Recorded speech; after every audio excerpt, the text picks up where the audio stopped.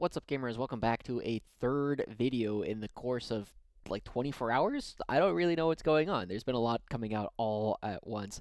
Anyway, I'm Josh with Joushi Howard, and I was not expecting to receive the information that we received this morning about Commissar Yarrick and all of the new stuff that's going to be coming out. And I'm not gonna lie, guys, we are being given something that is like Twin Lance levels of busted. This new datasheet is so incredibly powerful. So let's go ahead and talk about some early thoughts. I have not had any opportunity to test this just quite yet, but it's not that hard to see some of the relatively ridiculous things that you could do with this kind of unit.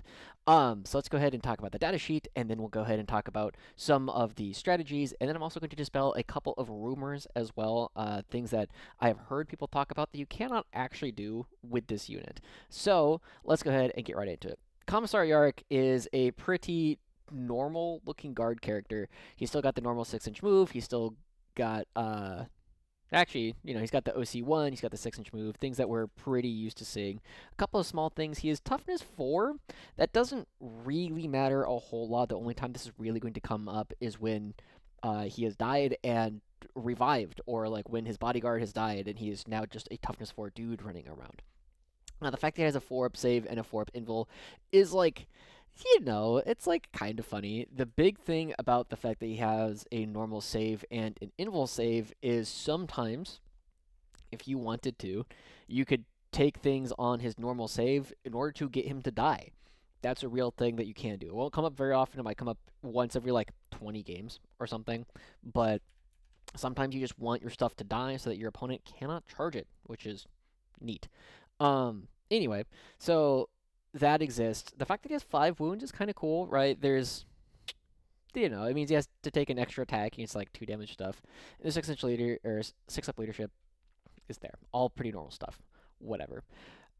Looking at his weapons is very, very funny. So we'll go ahead and start with the ranged weapons, right? He has the Bale Eye, which is the classic thing. If you're relatively new to 40k and you're not familiar with Commissar Yarrick, one of the things that he has is one of his eyes was replaced with a laser beam because the orcs thought that he had like an eye of death. Whenever he would look at an orc, they would die. And so he's like, screw it. I'm going to have an actual implant so that I actually have a laser eye. So it's now a new weapon. And this might be the strongest version of the Bale Eye I've ever seen. It's still only 12-inch range, but has 2 attacks on 2s at 6-2 D3 plus 1 precision. Now, is this like super powerful? It's whatever, but it's funny. It's really funny. Honestly, the fact that you just have these 2 attacks at 6-2 D3 plus 1 mean you're probably going to hit both of them. You're probably going to wound like one of them, realistically, against like most Space Marines, and then an AP2 means you're going to get a lot of them to that 4-up invul. And then if you roll max damage, like sometimes you will just kill a 4-wound character. It won't happen very often. You shouldn't rely on it, but it's one of those things that's like, huh, you know? And then also the fact that it does on average 3 damage to most things just means like, well, I got lucky, and his eye just killed 2 Terminators. Like, but this is like, again, like the 5th or 6th most interesting thing about him. He's got a las pistol, whatever. He's also got a Stormbolter. So it is worth noting that because the Bale Eye and the Stormbolter are both not pistols, you can fire both of them. However, if you shoot the las pistol, you can't shoot the other one. So you don't get all 3 of these weapons. Most of the time, you're going to be shooting the Bale Eye and the Stormbolter, which is funny. I think there's been like a weird trend recently where they're giving a lot of like named characters just generic Stormbolter, and I think one of the ones was like Logan from the Space Wolves. I think just has like he's like a chapter master or something. He just has a Stormbolter, which is like cool. Okay, moving on to his melee weapons again, because neither of these have extra attacks on them. You only get to pick one of them. So you're usually going to be swinging with the Power Claw, which is 4 attacks on 2s at 8-2-2. This is kind of cool that it is Strength 8 instead of Strength 6, like most of our like Power Fists, because it is a Power Claw. The fact that it hits on 2s is really funny because it's better than Orcs, right? Most Orc Power Claws are like hitting on 4s base, so the fact that we just hit on 2s and Grizzled will be re-rolling 1s, very, very powerful. But if you don't want that and instead you want a little bit more volume, you have a Power Sword for 6 attacks on 2s at 4-2-1. Alright, none of this is that interesting, right? The fact that he's got like a decent melee, like reasonable melee, he's got a funny gun in the Bale Eye is neat. Okay, Moving over to the actually interesting things. He, of course, is a leader, and we'll go up to the leader. I can't scroll with this pen. And he can attach to basically anything you want. Cadians, Catachan, Deathcore. Oh, I changed the size of this. Boop. Deathcore, Kazarkin, Kree Combat Engineers, and Scions. Wow, that was way bigger. All right, there we go. So you can do whatever, right? You can. What happened? Erase. There we go. We're figuring it out. You can attach it to basically whatever you want. Not super interesting. The most interesting one here is, of course, Tempestus Scions, which I was not expecting him to be able to attach to. But those are interesting, so we'll come back to that a little bit. The next important part is the fact that he has the Hero of Hades Hive, or the Will of Iron. And the Will of Iron is an incredibly powerful ability because one of the really important things about this guy is you get to use him to like stand on objectives after a lot of things have happened. But the other thing you have to be really cognizant of is the fact that when he stands back up, it does give your opponent like a potential new charge target, right? They can shoot a bunch of stuff to death and then they'll charge him afterwards. However, having something that actually stands back up and doesn't immediately battle shock himself like Dreer does when they stand back up is kind of cool. But again, this is all secondary. Everything I've talked about is really, really secondary to the main thing. The main selling point is Hero of Hades Hive. In your command phase, you can select one of the abilities in the Heroes of Hades Hive. Until the start of your next command phase, this model has that ability. So there's a couple really important things about this that we kind of want to look at. The first one is that unlike most of these select 3, it says in your command phase. It does not say the start of your command phase. This means that we can sequence it in funny ways. We can give out all of our orders, and then we can pick the which one we want to have active. And the other part of this that'll come up in a little bit is we can do this in such a way where we can use snap to it in order to give our splashing order a little bit later.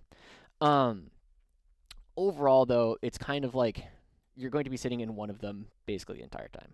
So let's go ahead and talk about the different options that we have available here. Boop, boop, boop. Okay. So we're going to go in reverse order. The first one, Inspiring Hero. You're never going to use this. This one just is not going to happen. While a friendly Astro Militarum unit is within 6 inches of this model, you can reroll Battle Shock and leadership test taken for that unit. You don't care, right? It just doesn't matter. You don't want to do this one basically ever. The only time you would ever really consider this is if you think your opponent is going to call the Shadow and the Warp as Tyranids. And that's really it. Like, otherwise, you're going to be spending insane bravery. You're going to be ordering duty and honor. There are so many better ways where you can improve your odds of passing leadership or battle shock tests, and you don't want to do this one. This is just not interesting at all. You might do this one on like the bottom of 5 as well. Or I was like, okay, I really need to pass this battle shock. I've already used insane bravery, and I really, really want to hold this primary skill to change the game. But it's just like the applications are so unlikely, you just will basically never do it. The next one is a little bit more interesting. Decisive Command. The next order issued by this model can be issued to one eligible friendly unit within 12 inches of this model. If this is the first order issued by a unit from your army this phase, that order affects not only that eligible unit, but every other eligible friendly unit within 6 inches of that eligible unit. So, lots of eligible unit here, right? It's kind of funny. So a couple of interesting things pop up. The first one is it says the next order, right? So this is where one of the important things we were talking about before, where we were looking at Hero of Hades Hive over here, where it says in your command phase. You give orders through voice of command in the command phase as well. It's not the start, it's not the end, it's in the command phase. So what you can do is Yarrick can issue 2 orders, so you can give out both those orders, give the orders, and then you're like, okay, and now I'm going to decide that I want to be in decisive command. And then when you use snap to it later, then you can proc this because it'll be the first order. your army gives in that phase, right? Snap to it, start of any phase, it's going to be the first order that you're going to be giving. And then that order affects not only that eligible unit, but every other eligible friendly unit within 6. So, this is kind of interesting, right? Because when you're giving out this order, you have an opportunity, right? If you have Yarrick give an order and you have like a bunch of dudes just like strung out, and you've got like a tank over here, and you've got like another tank over here, and you tell these guys, take aim, then it also comes out to both of the tanks on the sides, right? It'll go here and it'll go here, and it gives you an opportunity to kind of like snap to it for as many things as are in range. It's cute, right? It's an interesting thing that you won't do that often. You might do it every now and then on turn 1, in order to like move, and then give a bunch of things, take aim like afterwards, in order to, maybe if your opponent gives you an opportunity to alpha strike. In 10th edition 40k, with the layouts that we're currently playing on the missions that we're currently playing, it's not that interesting. It's possible that this becomes more interesting in the 11th edition when we get new primary, when we get new boards, when we get new maps and new things to do. It's possible that this changes, but right now this is like, it's interesting, but it's not super important. The one that we care about, the one that is super, super important, is Counter Strategist. And this is one of the most ludicrous abilities that they have printed for 10th edition 40k. It is so powerful. This, I don't say this very often. You guys know I don't swear very often. But this right here just tells melee armies to go fuck themselves. They can't do anything about it, right? So, let's look at what it actually says. At the end of your opponent's movement phase, you can select one enemy unit that was set up or ended a move within 12 inches of this model's unit. So, firstly, let's do another quick diagram. So if we have Yarrick down here, this is Yarrick, and there's a transport over here, and you get guys out, okay? If these are within 12 and then they move away, they were still set up within 12, and therefore you can still use them to trigger some of your abilities, okay? So that's one of the first parts. The second part,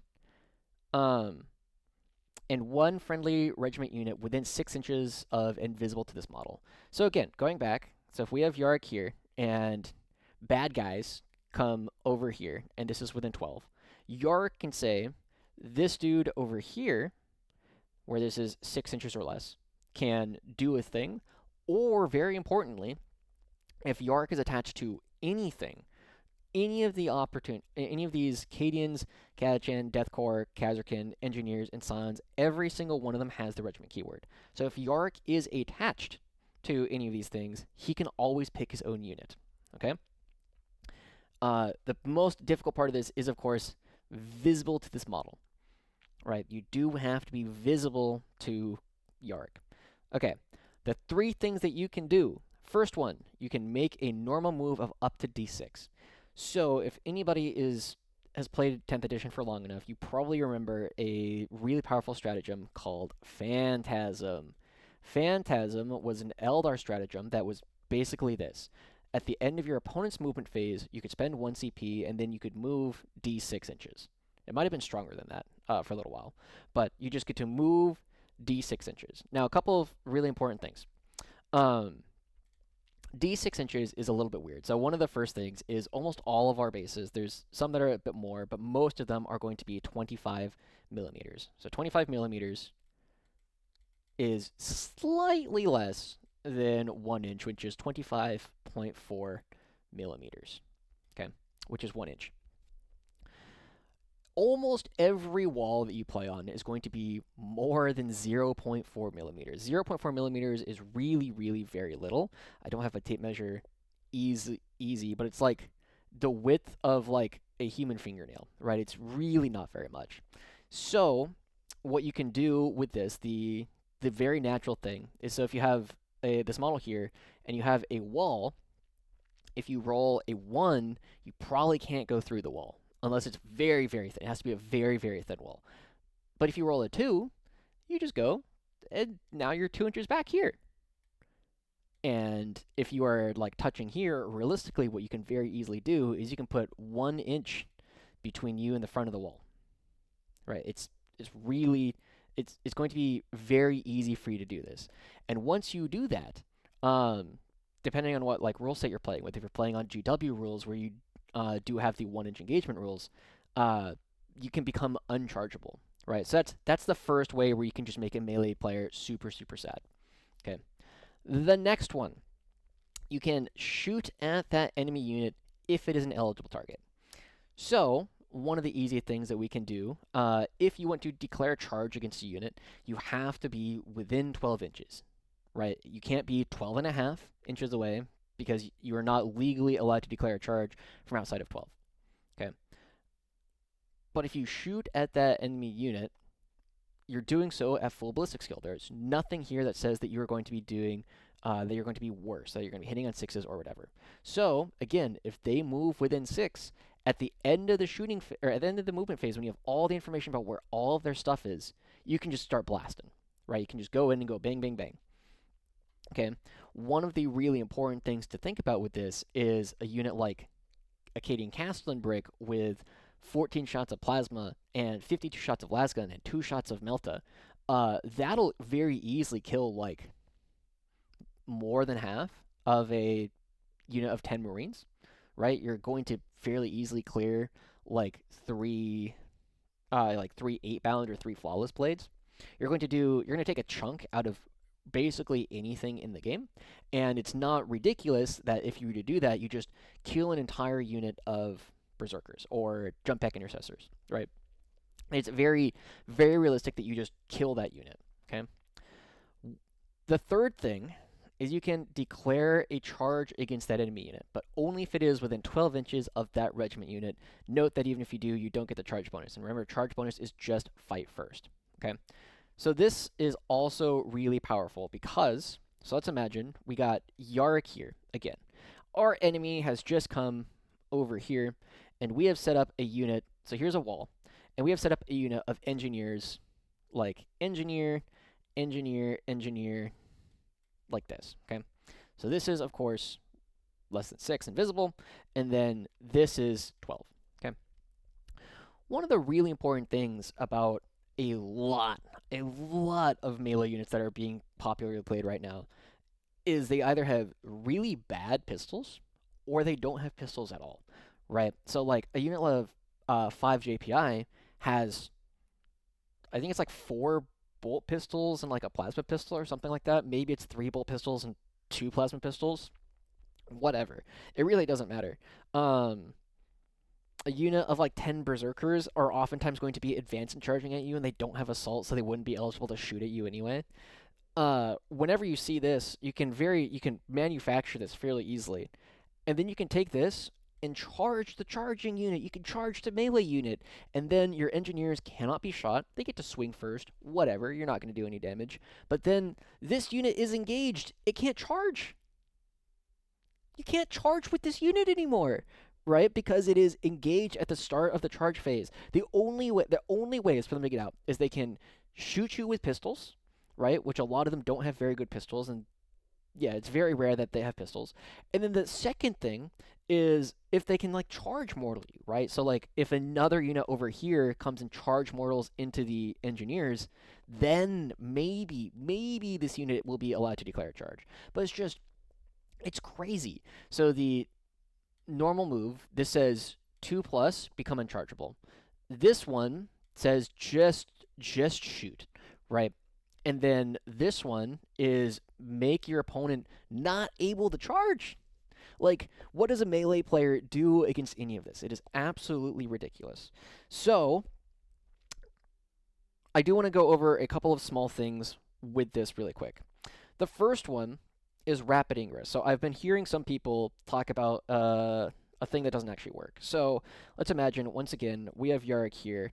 Enemy unit comes here, and they're like, ha ha ha, we're going to come at you. What if you put in rapid ingress scions over here so that they can just shoot, even without orders, right? But they just get an opportunity to shoot. This doesn't work, okay? And the main reason why is when rapid ingress happens. You can see that rapid ingress happens at the end of your opponent's movement phase. And then the other part of this is that Hero, Hades, Hive, Counter Strategist also says at the end of your opponent's movement phase. So what you would need to do in this situation is the guard player, we will have to say, I would like to both rapid ingress and shoot. And then your opponent's like, well, okay, I could either let you rapid ingress first and then shoot me to death. That sounds bad. I'm not going to do that one. So they will go, what if we do it the other way? I'm going to tell you you have to shoot first and then you can rapid ingress. You see the problem? You don't, as the player whose turn it is not, we do not get to decide the order of these things. So this play only works against players who don't understand the sequencing of the game. Okay, so this is not a real play. This is not a thing you can do. The other one is Overwatch. Okay, one of the big things about this. So let's say, again, we got, ooh, that's a big one. We got Yarrick, Y-Boy, sitting over here, and then some units come over here, and we got Yarrick with all the buddies, and they're like, I want to Overwatch you at the end of your move. Okay, this is, it's okay, but it's not going to be as powerful as a lot of you might think it is. And the big reason for this is, yes, you do get to do the Overwatch normally. The problem is, when we get over to the shoot them in the face, when we shoot them, your initial thought might be, oh, we still get to shoot at full ballistic skill. But that is not true, because Fire Overwatch says, until the end of the phase, each time a model in your unit makes a range attack, an unmodified hit roll of 6 is required to score a hit, regardless of any ballistic skill or modifiers. Okay, so what you would do is if you have Yarrick and the friends shooting, and you went for the Overwatch is going to hit on 6s, as it naturally does. Maybe you could do it on 4s, right? With the Cadian heavy weapons teams, don't do that. It's not worth it. But then if you were to use the same unit to shoot again, the second set of shots would also be on 6s. So there's a couple ways to get around this. One, if you have Yarrick and the boys, at the end of the turn, right, you do not Overwatch them in the movement phase. You just shoot them at the end of the movement phase. And then the other part of Fire Overwatch says that you can do it when an opponent declares a charge. And this is a new phase, right? If you shoot them at the end of the movement phase, when we get to Fire Overwatch, we're in a new phase. So we haven't done the once per turn, and we are not, we're still going to be hitting on 6s in the Overwatch, but it meant that we got to do the first one at full ballistic skill. Okay, so those are a couple of the things that I've heard that you can't really do. So what are people talking about right now? What are the good players talking about how you would actually want to use this? The first thing that immediately comes to mind for a lot of people is in Recon. Recon is absolutely nuts. Recon already has an incredibly strong anti-melee suite of stratagems because you have reactive flat 6, right? You can just reactive 6. You can have -2 to charge. And then you add onto this incredibly powerful anti-melee set of tools, right? Reactive move D6. So it is worth noting that you cannot both react 6 and D6 for the same unit, but you can do it on 2 different units. Then you can shoot them, or you can countercharge them. And because of the way that Recon generally plays against melee, where you just kind of make walls that your opponent has to deal with anyway, it is very easy to just charge into the things that are directly in front of you. So this is very, very powerful. The question, it's not obvious to me immediately whether or not you would put this with the Cadians, or if you would put this with the unit of 20 Krieg instead. One of the big things about this unit, of course, is that none of these have to be done on the unit that Yarrick is leading. They are the easy target. They're the easy thing to do it on. But you don't have to do it there. So if you have Yarrick and the Kriegi boys, but in front of them, again, let's imagine there's a wall, and you have like one Cadian here, and the rest of the Cadians here. When the enemy comes over this way, Yarrick can be like, yo, Cadians, shoot those dudes for me. And they're like, yes, boss. We're going to shoot them. We have first rank fire, second rank fire. We have the sustain from the Castellan. We're going to be doing a lot of damage to these guys. But you could also do it with a Krieg unit. I think losing the Castellans is a tough sell. Losing the Cadian bricks with the Cadian command squads is a bit of a tough sell, but it's pretty good. The other thing that I kind of want to look at is one of the units that has been growing in popularity. I still think it's overrated, but you know, people are having a lot of success with it. Is the 10 Scions, and you attach them to a Scion command squad, and oftentimes we've been seeing Norg Deadog added to this. Now we don't know yet how many points Yarrick's going to be. I can guess if you're in my Discord, you've seen my guesses. I think this guy is going to be criminally undercosted when he first comes out, based on a lot of the other things that we've seen so far. But you could add Yarrick to this, right? If you've seen before, where sometimes you would add like a Psyker, where you get the 2 leaders attached to them. It's a similar thing, right? Where you can have 1 command squad and then 1 non-command squad leader attached. Or you could have 2 non-command squads if you wanted. This is really, really interesting because this is the most powerful unit that we can have shooting, right? Because they are going to be hitting on 2s, reroll 1s, with sustained. And then you also, at minimum, reroll 1s to wound. This kills whatever. This unit is already doing a ton of damage on the board, right? You're going to walk out, you're going to be shooting them with 15 shots of volley gun. Is it 10 shots of plasma? I think it's 10 shots of plasma off the top of my head. Norg's heavy bolter, and then 15? I don't remember. I don't remember exactly how many shots of las gun off the top of my head. But you're going to be doing all of this, and it's really, really powerful. And just having these Scions nearby gives you this massive, massive ability to walk out, shoot. Your opponent tries to come out to charge you. You shoot them again. Very, very powerful stuff. So you can play that in Grizzled.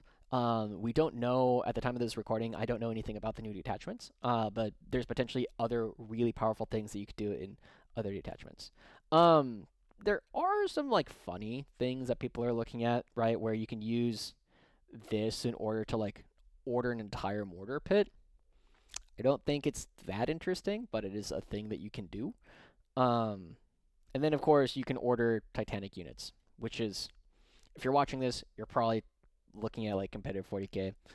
Ordering super heavies is really, really low on our priority list, but maybe something changes in 11th. We don't know. We might actually get a... Ooh, that'd be interesting. We might actually get a Baneblade detachment coming up, because Yarrick's whole thing is, like, the... Is it the Steel Hand? Is that what it's called? No. Fortress of Arrogance. I think that's the name of his, like, super special Baneblade. So it's possible that we get a new Yarrick Baneblade thing to come out, which would be cool. That'd be a fun detachment to play around with. But overall, looking at this in general, I hope I've made it clear. This is one of the most powerful anti-melee rules the game has ever printed. Right, it is going to be really, really powerful as long as you're setting this up. Yarrick's unit, or like one unit of his choosing, is either going to kill the thing that's charging it, or is going to become unchargeable on Games Workshop boards, and really hard to shoot as well. There's just like so many cool things that you can do with this, and man, I said this a long time ago about like Aquilons, where if you didn't understand how powerful Aquilons were, it's because you didn't have the imagination to think about all the cool things you can do. Like I said, I have not yet tested this at all, but it's very, very powerful. There's a lot of things you can do with it, and I'm going to spend some time over the next week or so talking to other people, talking to other top players, and we're gonna figure out different ways that we can like make setups that make like part of the board basically unassailable in ways that are completely unfair. With that in mind, then, I think that is it. This is 3 videos in less than 24 hours. You guys are welcome. I'm also going to be opening some stuff up for some guest videos coming out fairly soon. So if you start seeing stuff that is not me but other top players talking about whatever, treat them well. That's a thing that is on the burner. We'll see how much of it actually comes out. For now, though, if you are interested in coaching and stuff, go ahead and hit me up on the Discord, hit me up on Reddit, wherever.